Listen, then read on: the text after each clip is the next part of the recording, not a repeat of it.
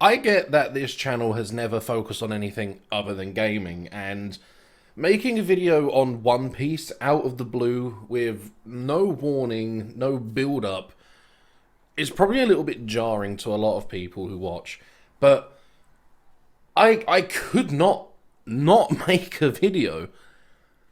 Like, I've been a huge One Piece fan almost since the beginning, since about the mid-2000s, when I was kind of old enough to, you know, start picking and choosing shows I liked. And One Piece, I grew up with that really awful Ocean dub.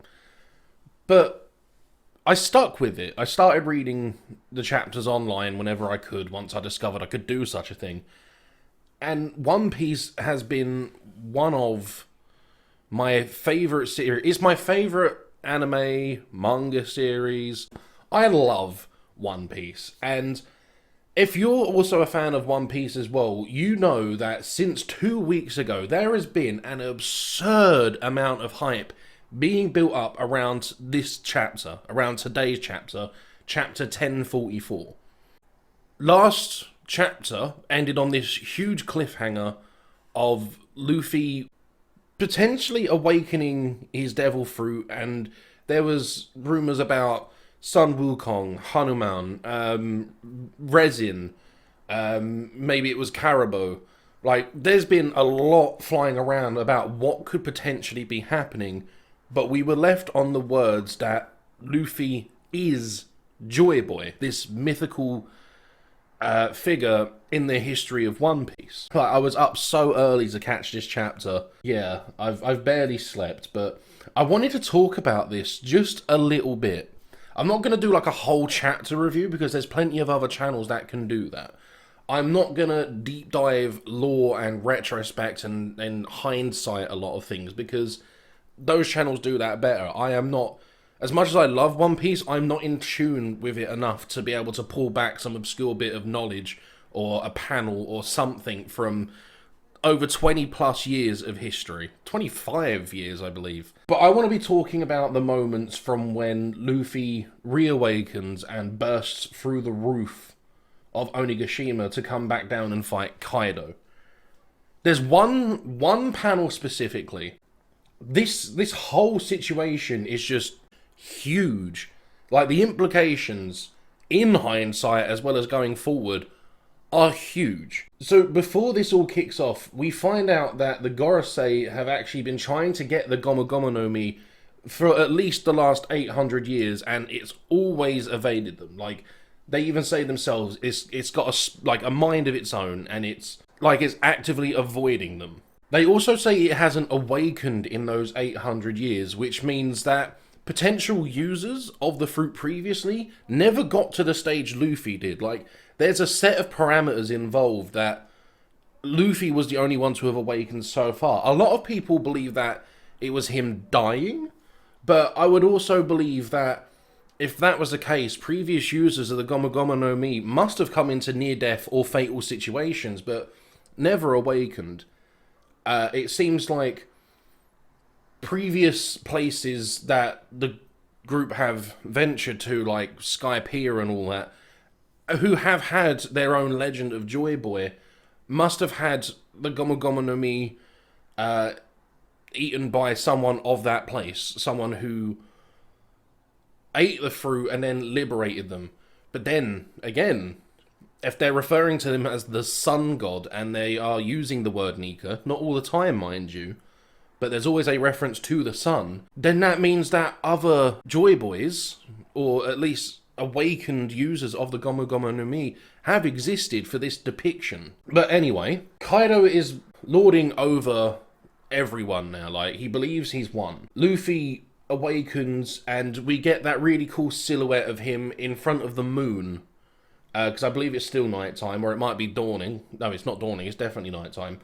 And it's the silhouette of him in the same pose, like on Skypiea, like what Who's Who showed us. And then he breaks the roof of Onigashima. Kaido looks understandably concerned of what's going on, because he knows only Luffy's corpse is up there. And this, like, gear third arm bursts through and grips Kaido like he's just a wobbly sausage. He just casually grabs him and then starts Hulk smashing him. Like, this is like Hulk and Loki. Like, he's just swinging him around, bashing him on the floor. It's insane. And then we catch a glimpse of Luffy like just enjoying himself. Like, he's laughing uncontrollably. And I don't think this like Joker-esque insatiable laugh is gonna be like a character trait from now on. I think kind of like how Gear 4th with Bounce Man, like, you know, how he has to constantly bounce. I think this is essentially the bounce of Gear 5th. Because, by the way, the awakened form of the Gomu Gomu no Mi is also now Gear 5th. It's revealed in this chapter that it's not actually the Gomu Gomu no Mi, it's a mythical Zoan human fruit model Nika, which just goes back to how people must have eaten this fruit before, not knowing what it really is, and then becoming this, like keeping the legend alive. Kaido ends up retaliating with a blast breath, and Luffy, his eyes just like, it's not something we've seen, at least in my memory, in One Piece, of someone having a reaction where their eyes detach from their head. The whole thing, it's reminiscent of like a 1920s cartoon. They say that the only thing that's limiting him now in what he can do is his imagination. And considering that when he lifts Kaido, like, his arms buff out, you know, like when he's grabbing Kaido, his arm, like, it's not him having to activate a gear and consciously think, he's just doing this now. He's not a rubber man, he's a rubber hose man, like the old 1920s cartoon. Like, he can now just do things. The panel specifically I wanted to talk about is one where, as Kaido's doing the blast breath, Luffy rolls backwards, but on his way up, grips the floor and pulls it. I've seen some discussion so far in comment sections on other videos where people assume he's just pulling the rock up like standard, like he's just showing brute strength.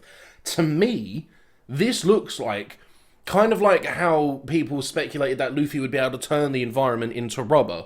Kind of like how Doflamingo turned, like, the environment into string. I think this is another potential. Like, his imagination says, right, I need to kind of pull this rock up, but it's like a deflective sheet or something. And that's what he's done. He has given the bit of ground he has grabbed the properties of rubber and has used that to deflect the beam back at Kaido. And we go back to Luffy now in this pose where he's, like, on his ass, like, in hysterics. His hair's all fiery. A lot of people thought it would have been, like, resin or rubber. I think it was just, like, Oda showing that the hair was in a transitioning state. And he's got, like, the Gear 4th, like, smoke, steam around him. It's insane. His eyebrows have now become these, like, Sanji-esque but thicker curls. His eyes look like the ring eyes that, like, Mihawk and Im has. I don't know what this means, but it's nuts. And I like how it's a Gear 5th now. It's not a permanent state for Luffy. Much like how, you know, like, in Dragon Ball Z, Super Saiyan Blue is now just, like, the default transformation they go to. I don't think Luffy's going to be busting this out all the time. I think it may be the next chapter or after the fight with Kaido, much like previous gears, Luffy's going to state that there is some kind of flaw to this, there is some kind of drawback to it. Like how he said Gear 2 takes time off his life, how Gear 3 used to make him shrink down into a chibi form, how Gear 4 had like a very strict timeline.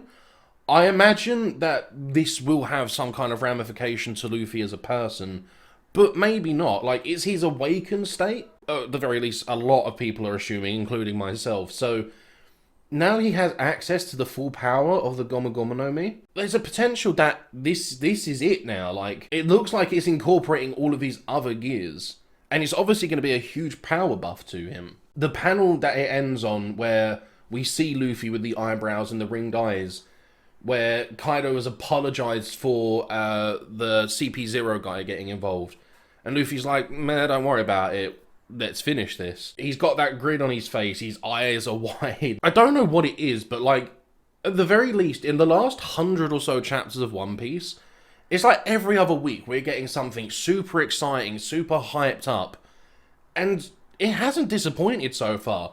Even the chapters that are inferior compared to chapters like this are still better than a lot of chapters we've previously had before. This is just, it's mind-blowing. I can't, like, obviously I won't be showing any of this because there's been a lot of issue with, you know, like copyright and showing this, especially if you're aware of the Totally Not Marked situation. I think by the end of next chapter, if not the first few panels in the chapter after, the Luffy-Kaido fight is going to end, and a new era of the Sun God will officially begin with a panel similar to how Luffyjoyboy was introduced over the moon.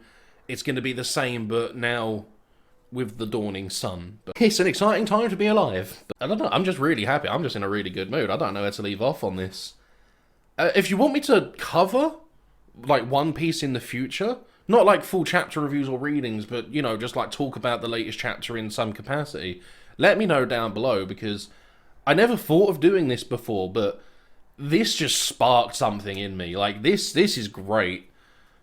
I can't wait to see where this goes. Luffy now has basically his imagination to run wild with, and he's manipulating the environment and himself like an old rubber hose cartoon. And this means, at least in my mind, that possibilities are literally limitless. Thank you all so much for watching, and I will see you in the next video.